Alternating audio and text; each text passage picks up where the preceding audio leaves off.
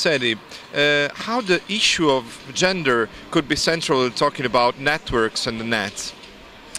Well, I'm very interested in how I think women historically have often really, by necessity, participated in informal networks and a kind of common activity, which seems to me quite close to the kind of thing that we all want to see developed in everyday life, and that is blossoming now in some respects because of the net.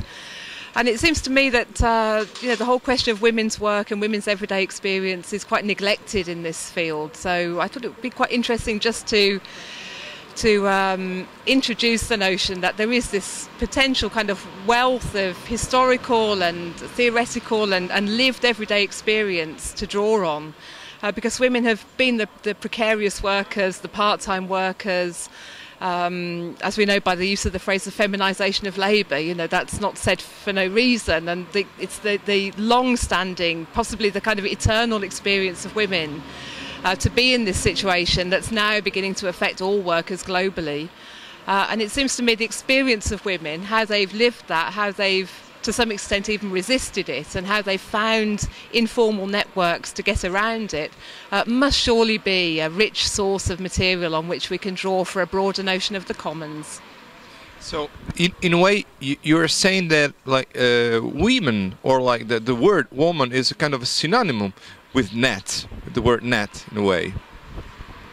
Yeah, maybe that's going a bit too far, but I do think historically women have functioned as the kind of network. You know, there is this idea that women have in effect been the kind of means of communication between male subjects, and they have been the kind of commodities passed around, almost a sort of social infrastructure.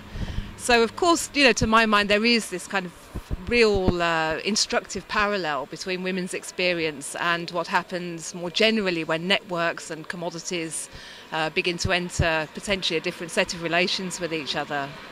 And a more specific question: do you see any specific feminist subjectivity that is coming from the net, from the internet, from the digital domain? Are there some interesting examples of new feminist subjectivities? I mean, the example that I've recently got most interested in is the ways in which networks can be used to develop small-scale kind of grassroots economic developments, often amongst women who've been very disempowered traditionally, either by family structures or the broader economic realities that they live in. There are many examples, for example, through the Grameen Bank type of microcredit systems in Bangladesh, and the use of mobile technologies which can bring telecommunications to the hands of, I mean literally to the hands of women who historically, traditionally have been so far removed from access to that kind of network.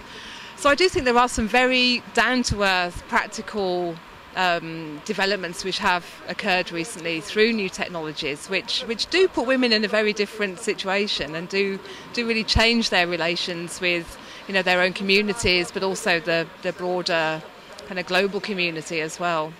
Of course, they're not unproblematic. I really don't think there's any kind of panacea or great cure or great answer in any of these things.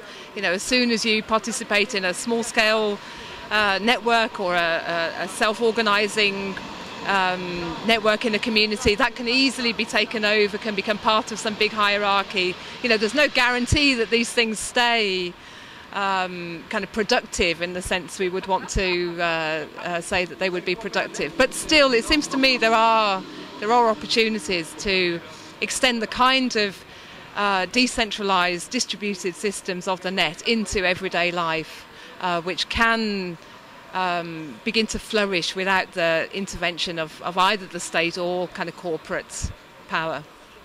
Thank you very much, Sandie.